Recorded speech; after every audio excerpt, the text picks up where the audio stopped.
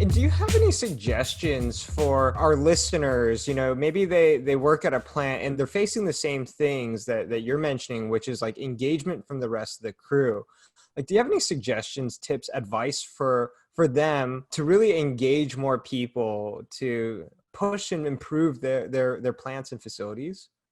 Yeah, a couple things. One is come up with a simple message. So if you get too into the weeds, and again, from an engineering perspective, engineers love to do that, right? The deeper we can get in the weeds, the happier that we are.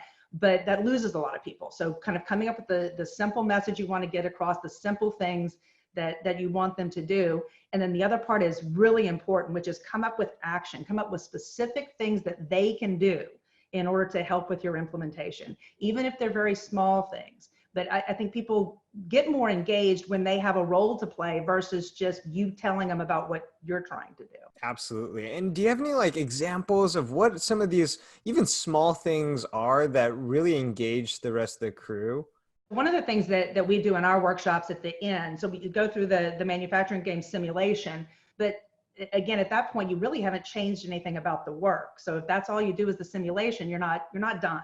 So we have on the back end of our workshops what we call action teams. So it's getting together small cross-functional teams, 3 to 6 people. We want people from operations and maintenance and other functions as well. And they pick a real world issue that they want to go out and solve in the next 90 days. And so we work with our clients to come up with really tight boundaries around what they're willing to let them work on, because once they set those boundaries, we say you've got to give them freedom within that. Yeah. You can't go in and micromanage and tell them what they can and can't work on. But you can set your boundaries as tight as you want them to be. So you can set how much time they're allowed to spend on it, how much money they're allowed to spend, what areas are okay to work on, what areas aren't. But once you set those boundaries, you've got to give them the freedom, because that's where they get the ownership. I could totally see that as such a great engaging way to not just like engage your crew, but also push for better improvements around the plant.